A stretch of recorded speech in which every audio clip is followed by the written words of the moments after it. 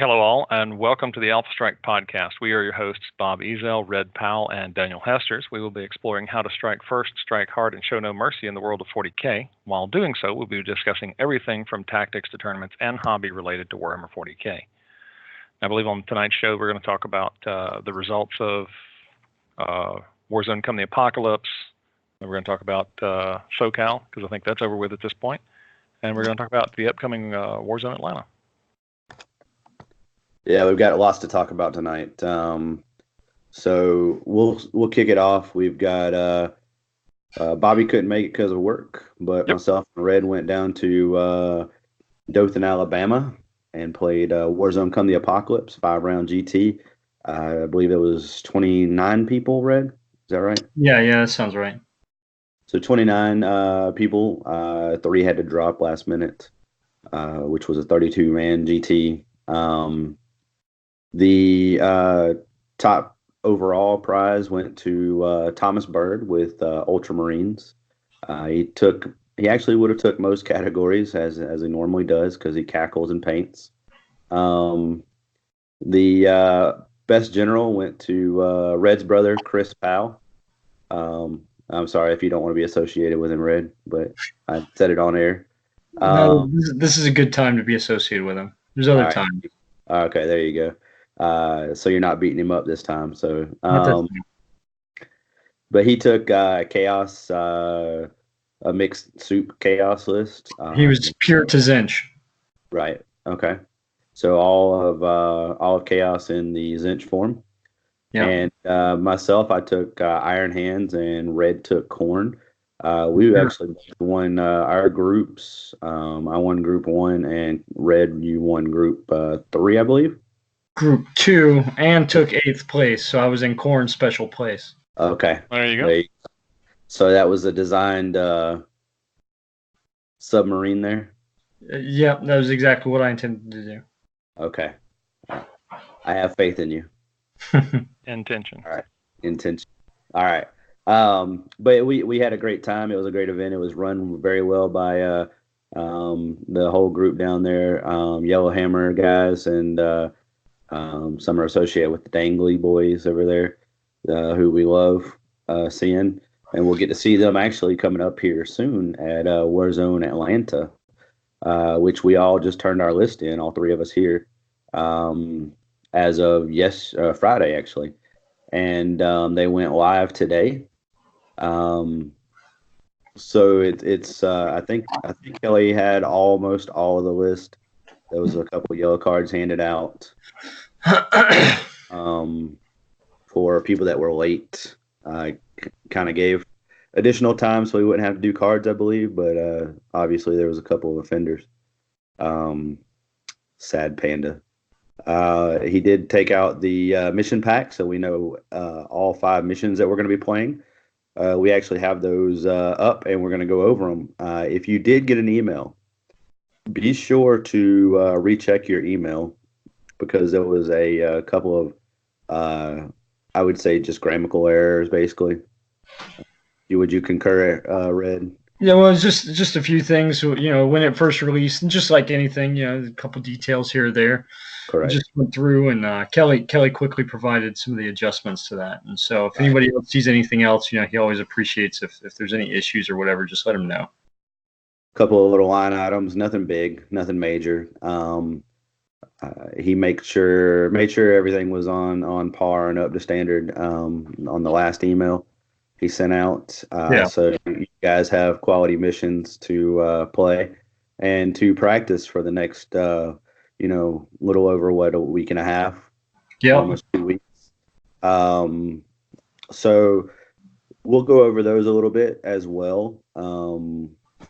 Let's go ahead and kind of back to CTA a little bit, because they were also running Warzone missions as well. So a couple of the missions are very similar to what they ran, because that's how Kelly likes to do it. He tests them out in other fields, and then for the big event, he brings in and goes back over them with a comb.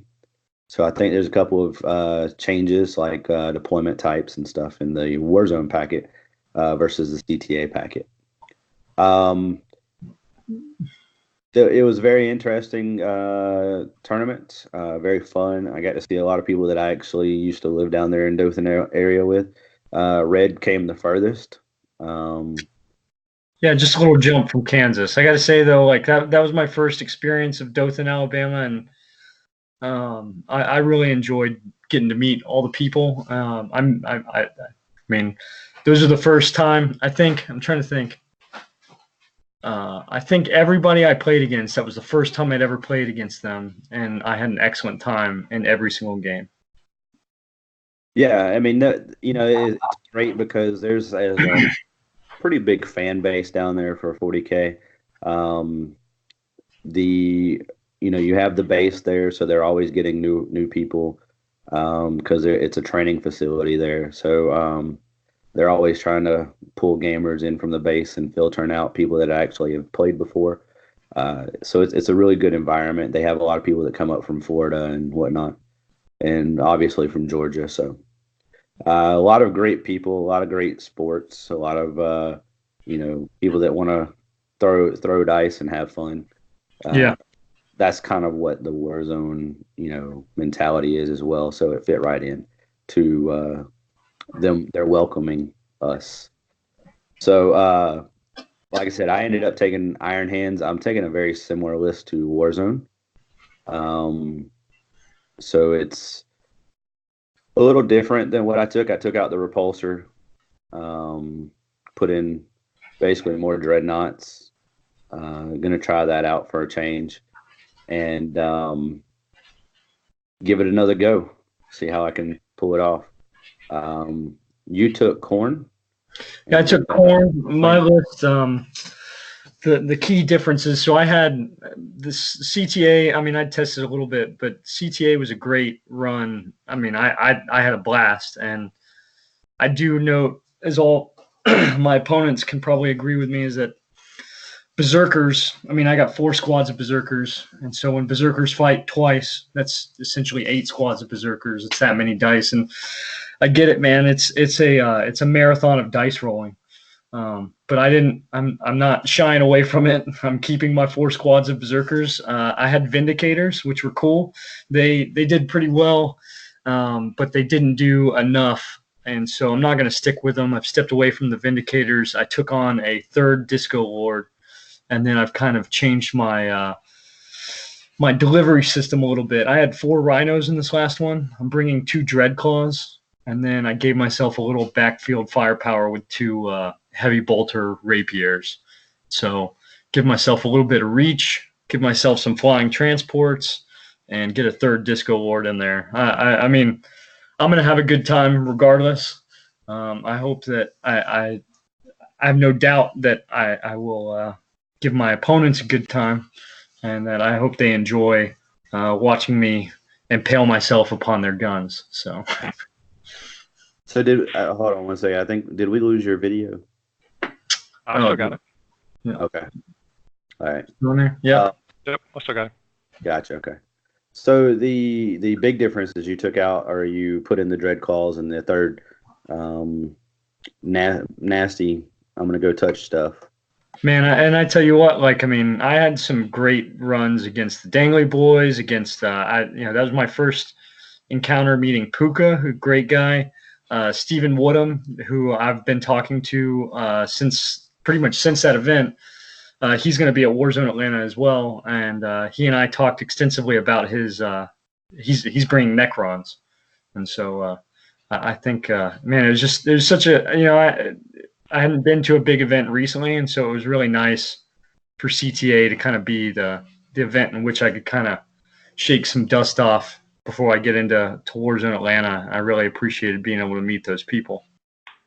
So I introduced Stephen Woodham as the Dothan, Alabama's Stephen Cosgrove for people that are familiar, because he's one of the nicer people down there. He is a great guy. So, all right, cool. Well, Bobby, what do you take into Warzone? I am taking the same Necron list I've been playing for a while. So it's the Necron Construct, 30 Immortals with Tesla, Imatech, a Lord, and 2 Tesseract Arcs, a Doomsday Arc, and a Triarch Stalker. So it's done really well. I really wanted to play it. Do what? Sounds good to me. I mean, I really wanted to play it at CTA. I just couldn't get away. Sure. I mean, if it's not broke, don't fix it, right? It's working well, so. So with work, you haven't really had a lot of practice. I have not played a real game of 40K since ATC. So what do you think out of the new meta that you've been at least watching? Because we all just kind of just talked about SoCal and everything. What do you think you're fearing as a Necron player? Gotcha moments with some of the new Space Marine stratagems or new combinations. I'm kind of afraid I'm going to put myself in a position where I'm going to get rolled up by a stratagem I'm not expecting because I haven't seen enough of them.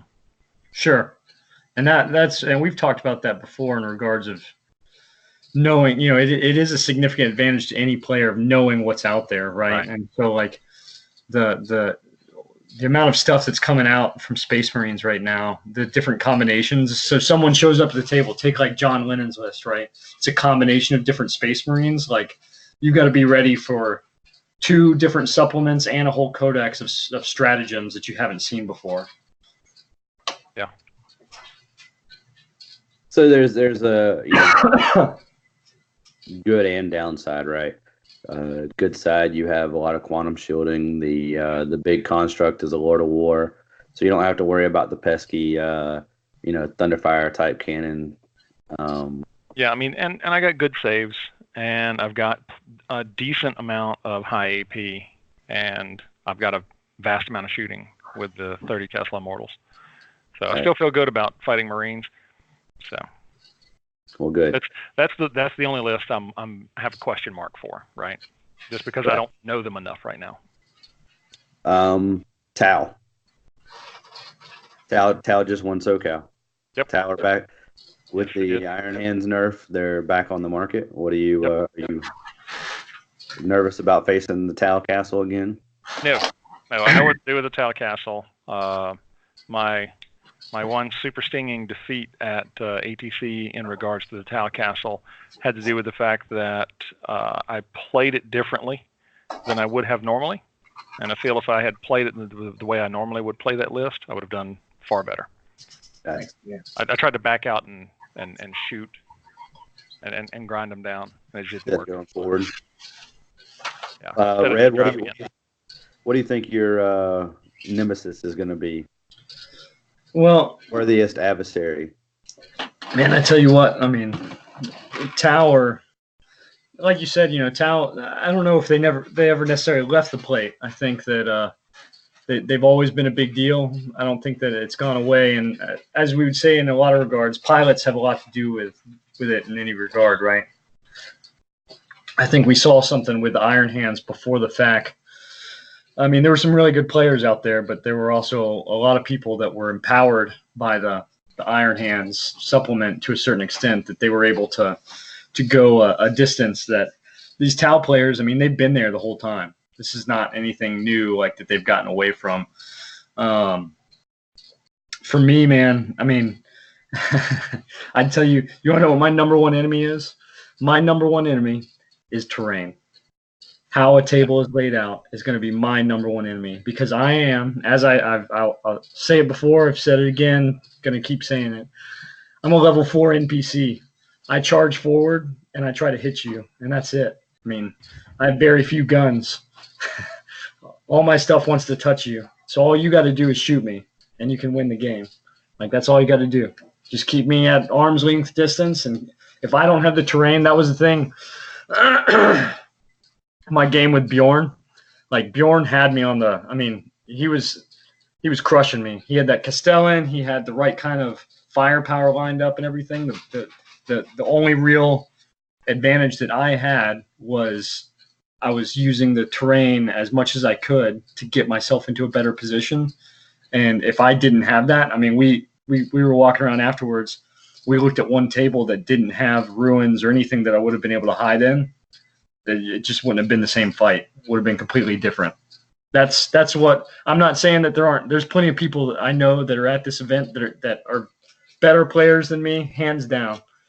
But if I can get some right terrain, man, I'll be all right. I'll do what I can. Sure. Terrain is a big deal. Warzone is known for their every table is going to be kind of different. Yeah. Scenario. So that could be one good or bad, depending on how you play into it. Keep in mind, there's no such thing as an enclosed ruin at Warzone. True story. Yeah. So don't even talk about it. Don't assume there will be magic boxes. Kelly will magic you. He will get slightly offended. So I think, with the stone and the 5-up and Voln going away, I still see a powerhouse of a Tau list for me, and mirror match, because I have not done well versus Ultramarines. Ultramarines are strong, man. Space Marines are their own worst enemy, right? They are. They are the counter to counters, right? Right. Especially when you can redeploy and you can just blow someone off the board. It's brutal. Super strong. So yeah, I think those are the two that I kind of fear the most. Probably Tau and Marines, which is obviously what we go back and we look at the top of SoCal right now, and we can see that what actually won SoCal, and it's pretty interesting because you have let's go over that right now. Top of SoCal was Brian Pullman with Tau. He had the triple Riptides. Congratulations to him. Yeah. We have the Southeastern Brohammer, John Lennon, coming in second. Kind of squeaked that one out, so that was good for Team Brohammer in the South. They were having a real tight game. It was not going well apparently on the very end, but he ended up going undefeated and taking second. Wow, good for him. Yeah, he was getting thunderfired and Tanglefoot grenaded. Then we have Colin McDade, who finished third, who was also playing Imperium. So that's Tau, Imperium in the top three, but we're going to keep going. Stephen Pamperum was playing Raven Guard. Nick Nanavati was playing his Combo Marines. In sixth place, Richard Siegler with Tau. So that's Tau, Marine, Tau. Then we have 7 random Orc player, Nick Sutherland. Then we have the robot himself, Brandon Grant, coming in at 8 with also Marine, or excuse me, Astra Militarum. Sweet. So yeah, Brandon Grant, you never count that guy out. No.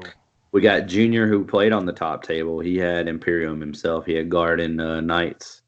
And then we have, rounding out the top 10, was Ruben, who also had Marines from Brohammer in the Southeast here. Good for him, man.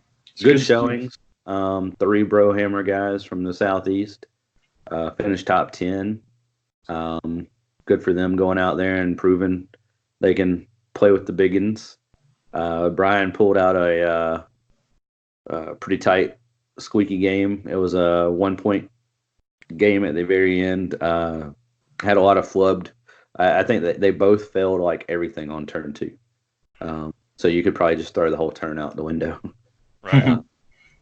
But yeah, the Brian Pullman and John Lennon were the only 2, I believe, that were undefeated. I think Colin a draw. So we've got a lot of Marines and Tau going on,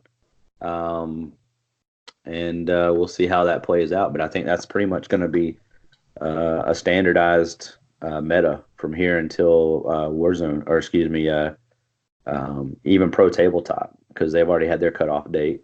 Yeah. Yep. The only thing we will not be able to see is how it changes through LVO. Well, we should be seeing a chapter approved before then too. So Correct. It'll come after Pro Tabletop, most likely. it'll be in effect after Pro Tabletop. Yeah. Yes. So be right on the eve of LVO, most likely. So that'll be an interesting jump to try to figure out and change right before LVO. I'm excited. Yeah, I'm excited and nervous because I don't want them to mess it up and miss the mark, if you will. There's a couple of things that I would like to see changed, but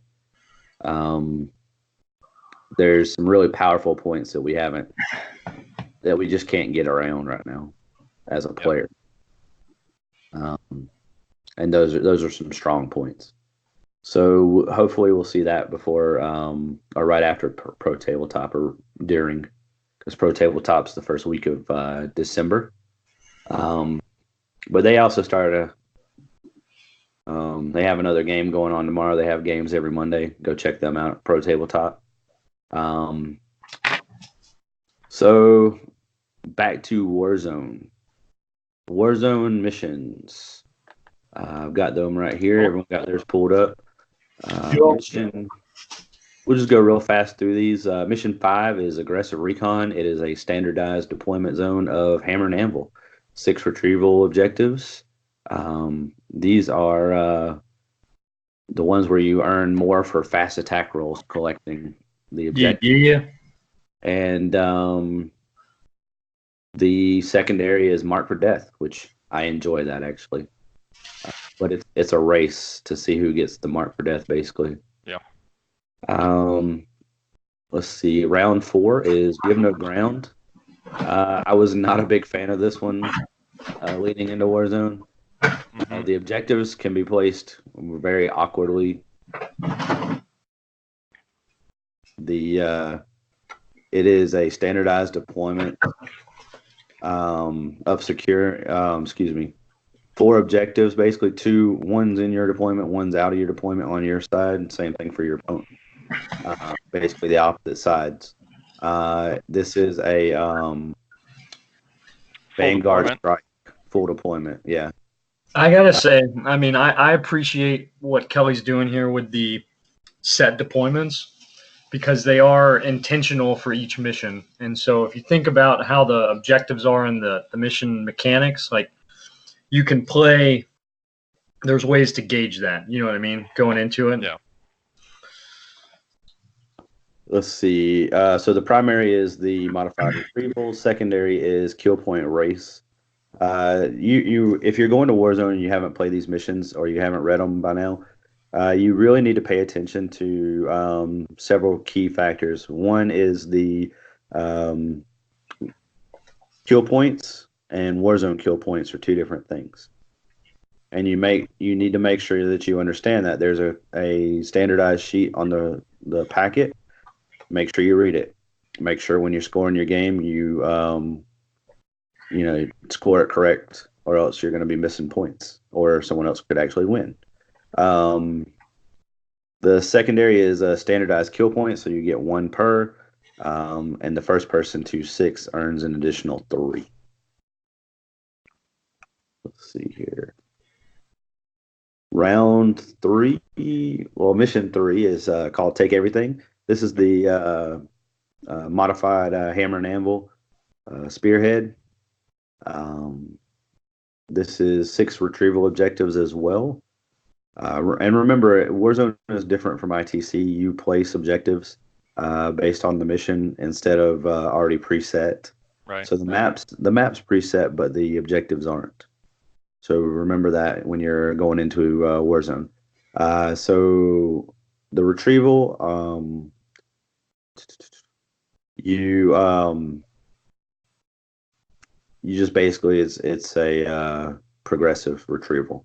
So progressive, you score 1 for holding 1. You score another point for holding more, and you can score an additional point if you hold 2 or more than your opponent. Yeah. So you have to hold more than your opponent and double up. Secondary is decimation. This is select a battlefield role represents your opponent's army. Other than HQ, no HQs. At the end of the game, one Yeah.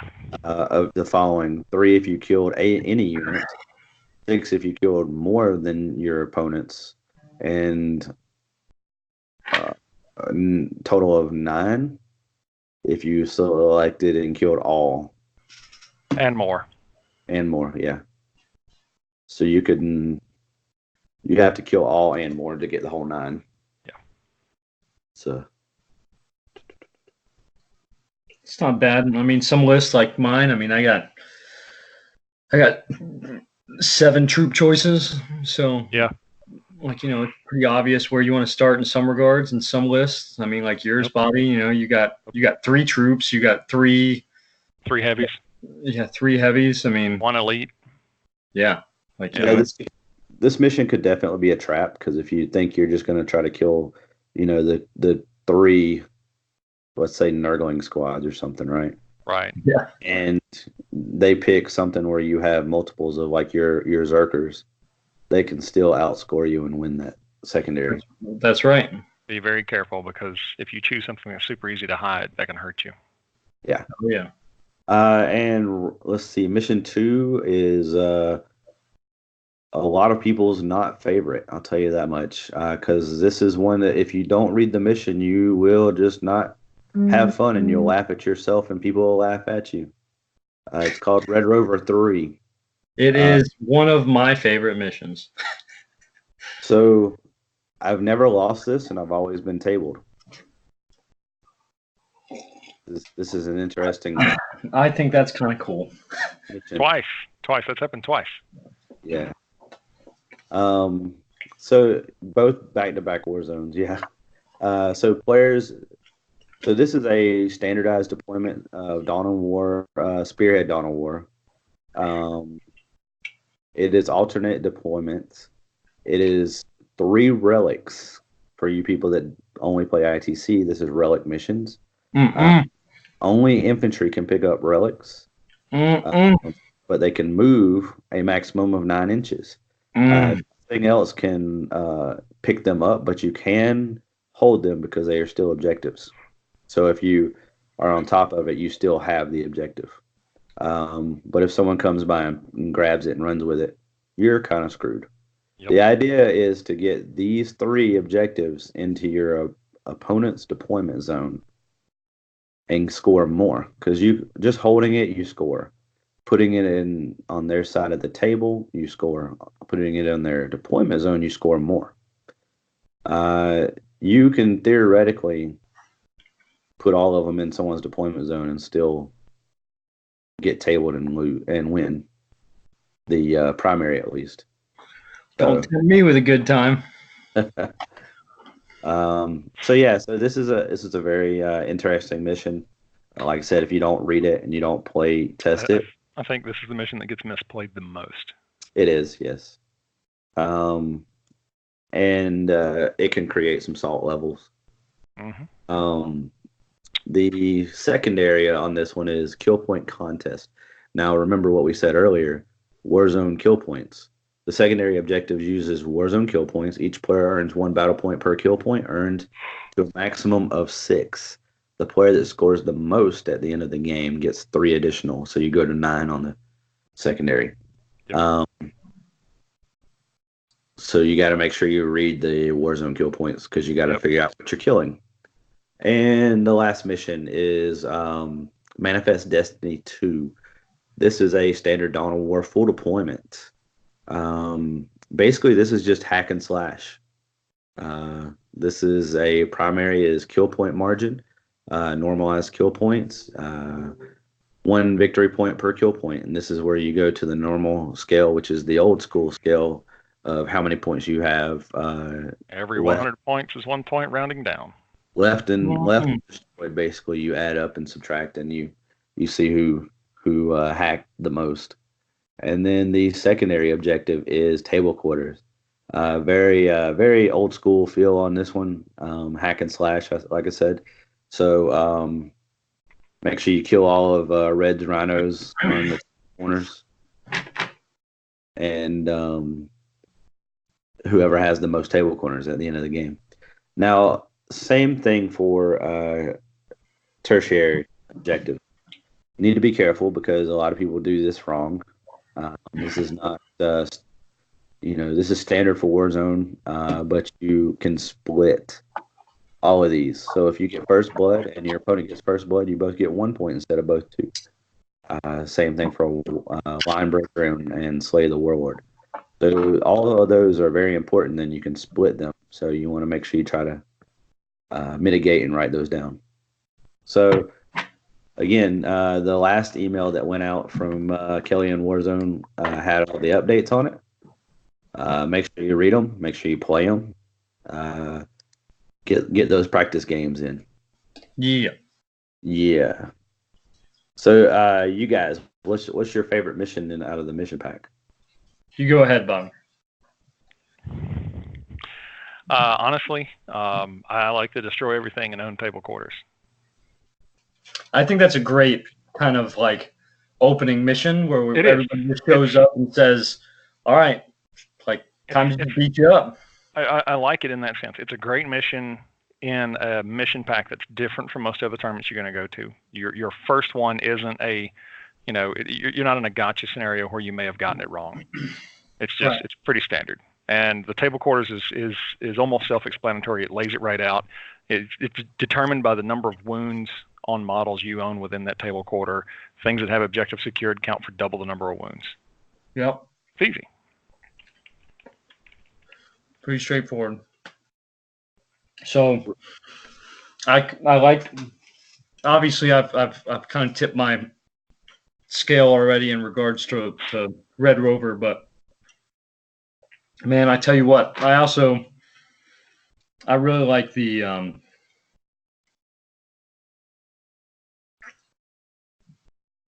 take everything. Mm-hmm. So I appreciate that we start with the modified hammer and anvil, because I kind of like that. I mean, like, so you take my army, for example. It's pretty obvious where I'm going to weigh the center of the board, right? Like, I've got this point, and if I'm lucky, I got 18 inches between you and the front line, depending on where we start, right? Now, like, I don't expect anybody to start up on the front line, and I get that. But at the same time, I kind of like the way that it sets it up. But this part that really where the retrieval objectives are set up in the middle of each 2x2 square. Yeah. So like the whole field, you're kind of focused in this hammer and anvil kind of deal, but the whole field is technically an objective. And so I like that setup personally. I kind of like the way that it pushes it. And I also like that the more you hold in this kind of stretching, you're going to have to spread out. You're going to have to reach out and grab these objectives, and you're going to have to hold more. And I like the dilemma that it puts upon even myself and other players, in that you can't just sit on something. You're going to have to get out of your comfort zone in order to control some of those objectives. Yeah, that's going to be difficult for an army that wants to castle up. Yeah. Weird how that plays in, huh? Yeah. So I'm going to go aggressive recon. I like that one too. Yeah, I'm a big sucker for Mark for Death. It kind of leads into the almost pick your battles kind of thing. Yeah. I usually don't have a lot of fast attack rolls, but you can still flip them, and it you can still kill fast attacks to get the extra victory point. So it still lends into that part right there. So.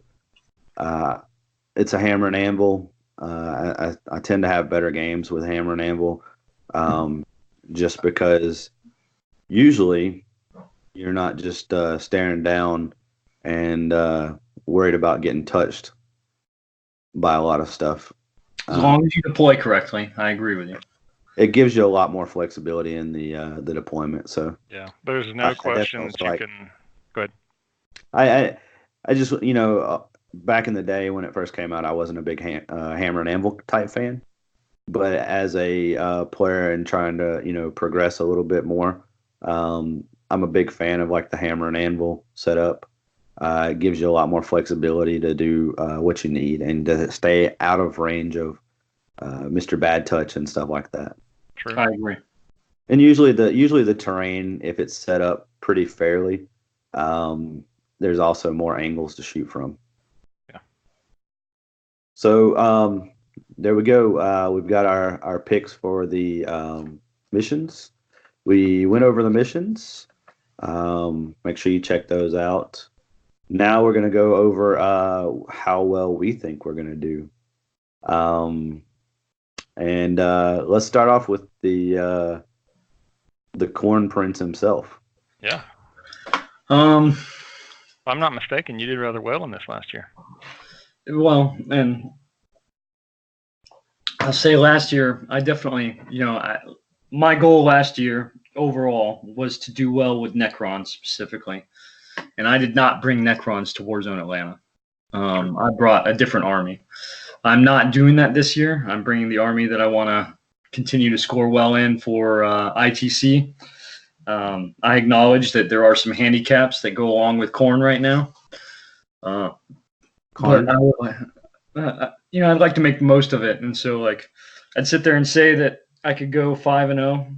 I mean, I always think there's that chance, but at the same time, I'm going to settle appropriately. I feel with a 4-1.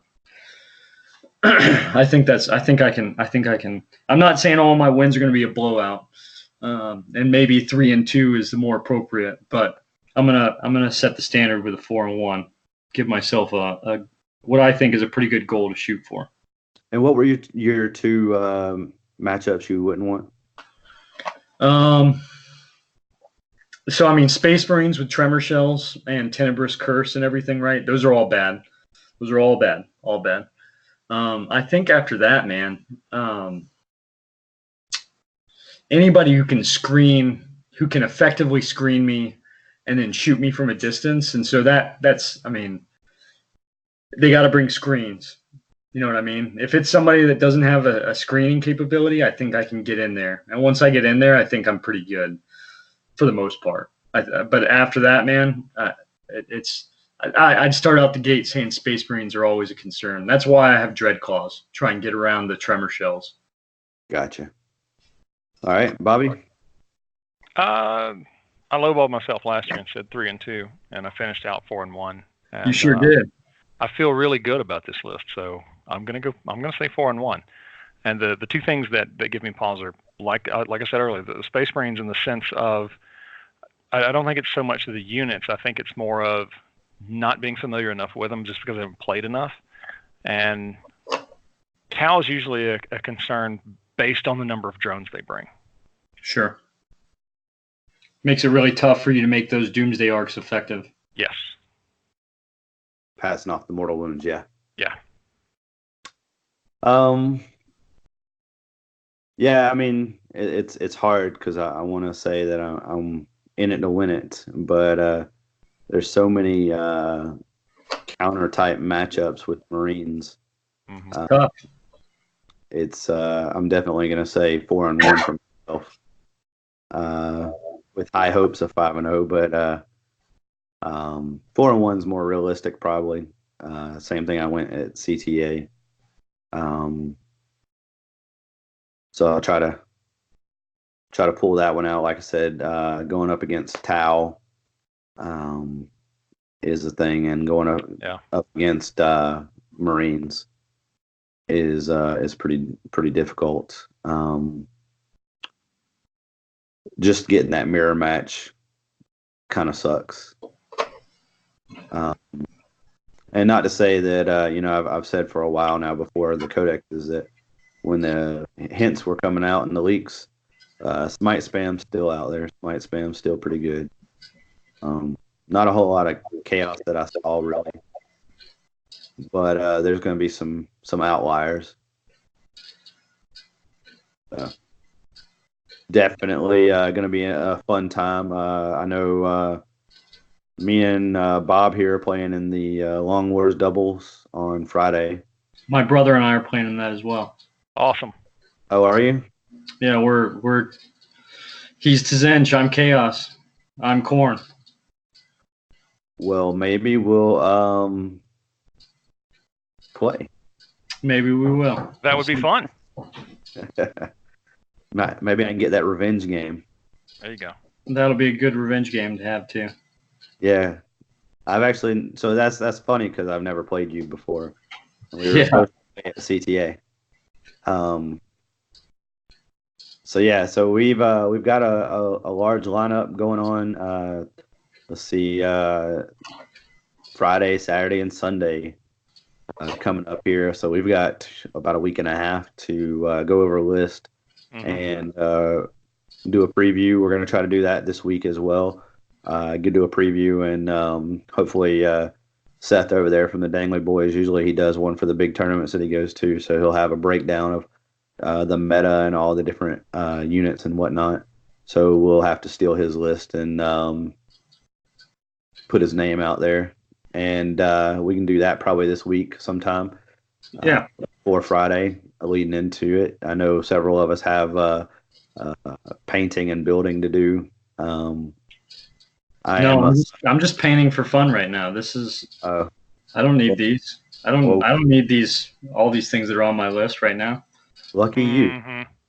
Lucky you then, because I'm a sucker and I'm actually technically painting 2 armies for myself. So the joys. Speed painting into Warzone. Good you luck. guys have what's that? Good luck. Yeah. You guys have anything else to add for tonight? Not really. No, not really. Go over to the Dangly Boys podcast and listen to those guys. They're loads of fun. We like to hang out with them anytime we can.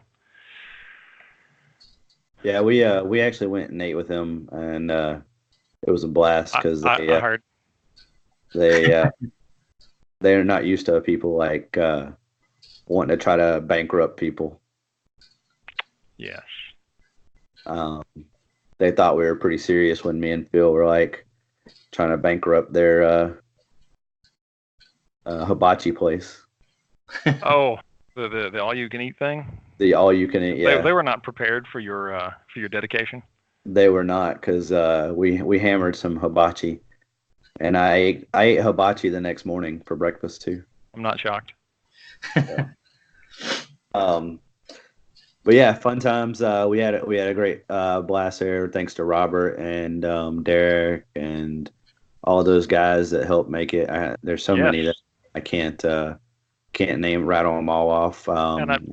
And I wanted to make this one. That's 2 in a row I've missed due to work. So yeah, I missed last year, and I really felt like I had to pull out the stops to make sure I got there this year. I was really glad I did. Yeah, it's a good event. I mean, it's fun. It's obviously they try to do the esprit de corps of a Warzone esque style. This Warzone people are wondering if it's going to be different because there's so many people. I don't think so. I think it's going to be great. I think it's going to be super. It's going to be a little different, but not. It's going to be super fun, like everyone's used to. You're just going to have, as usual, the same that you've always had at Warzone. You're going to have some top tables, some mid tables, and some bottom tables.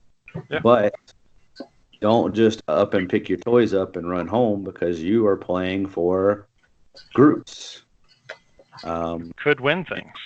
And you could win things. No matter where you are in the field. Exactly, like Red and myself won stuff at Come the Apocalypse. Well, and even then, I don't do this, man. Like, I mean, don't get me wrong.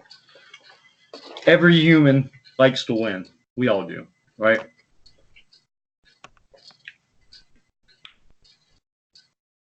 Yeah. So everybody likes to. I know. Everybody likes to. I'm sitting here dying here, man. I have one trip to Georgia and I catch some kind of disease you guys got growing out of the Bradford pear trees down there.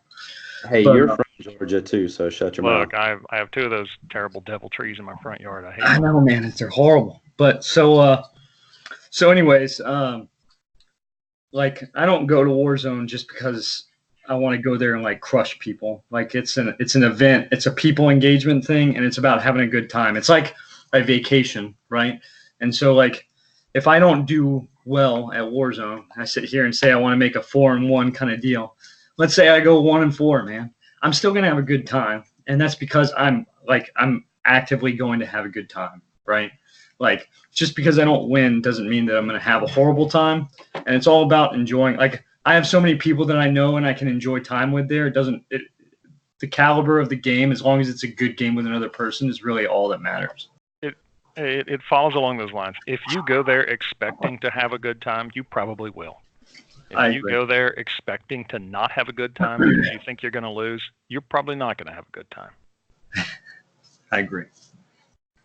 So go expecting to have a good time. The dice game, it can go poorly. Actually, while we were talking, someone did do a breakdown of oh, really? Of Warzone. Look at that. Who did that? So let's see. Evan Valdyke did one. It's not. Let's see. It's small. It's a small version. We'll have a bigger version from Seth. He said. I just talked to him shortly this week.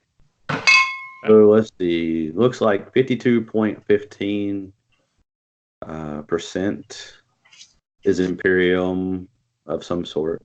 Mm-hmm. There's 34 space.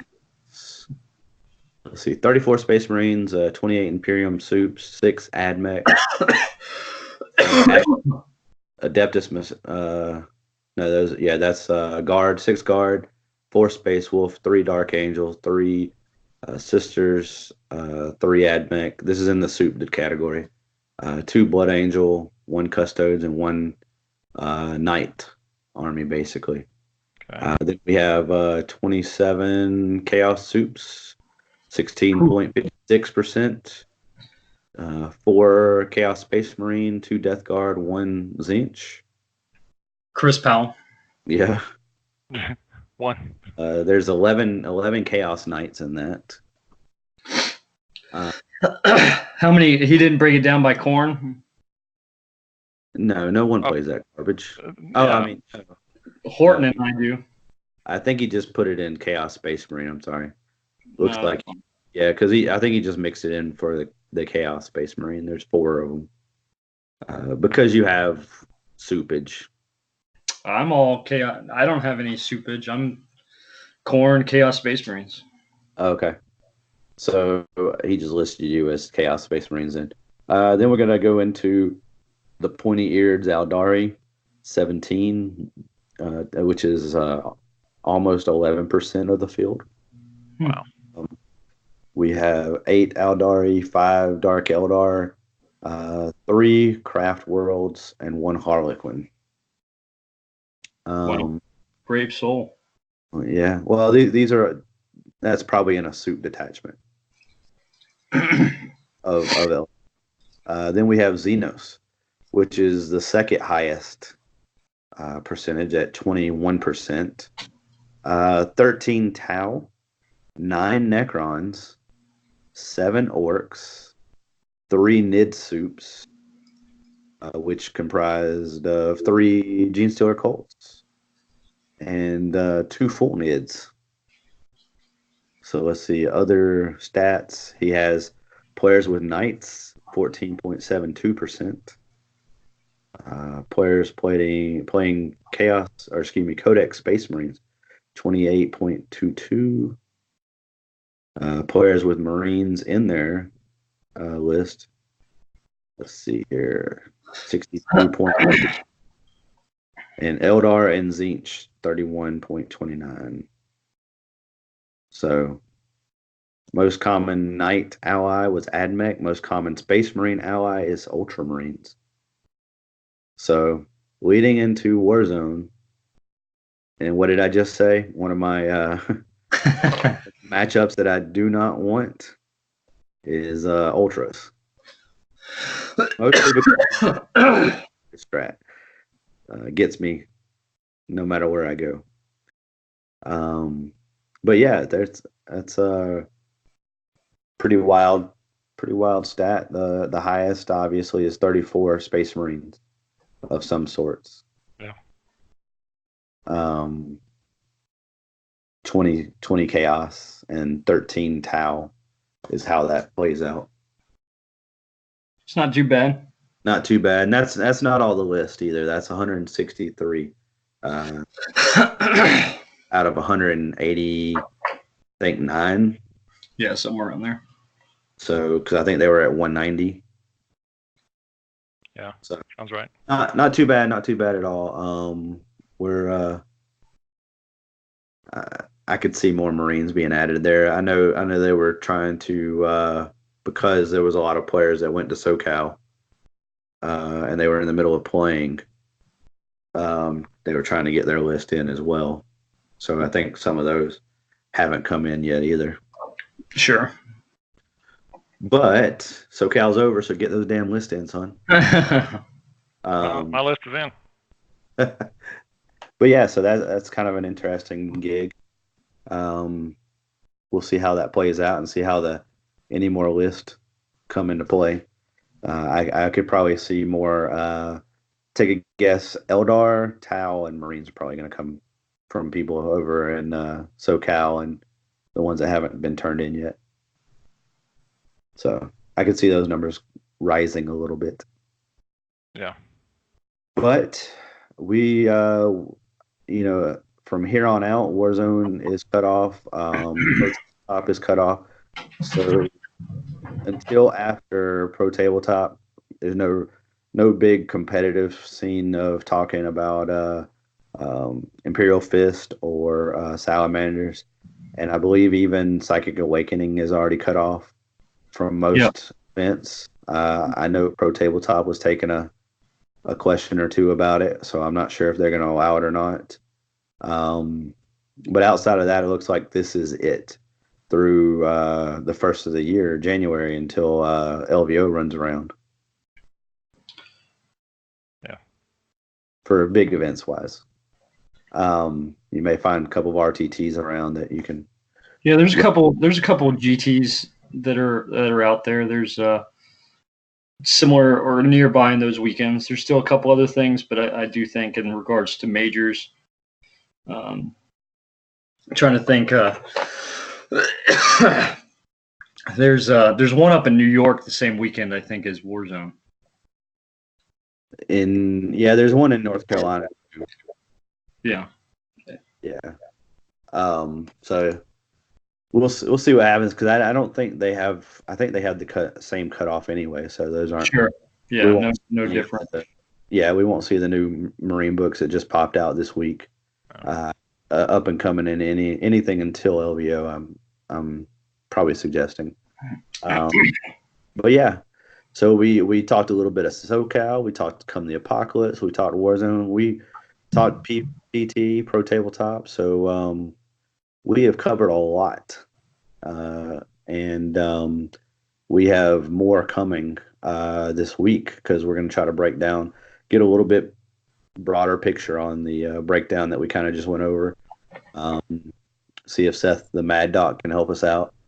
And see if we can't get the rest of the list in, and we'll try to hit some of our favorite list. If you have any questions, comments, concerns, hit us up. Please like us on Facebook or YouTube. Tell us what you would like to see us talk about more, what we can do to improve. We do this for you guys, not just to hear ourselves. We hope we help you in general, get a better picture of what's going on out there in the 40K world, and we try to follow it for you guys. And again, we're here, we're players, we're also TOs, so we get to see some of the both sides of the world.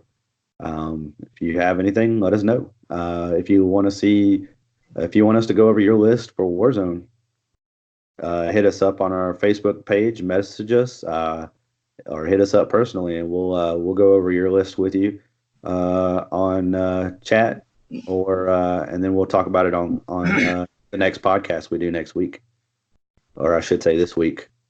It's already Sunday. So we're gonna go ahead and sign off. Sweep the leg, keep on fighting the good fight. and show no mercy. And right. when we'll see you in a couple of days.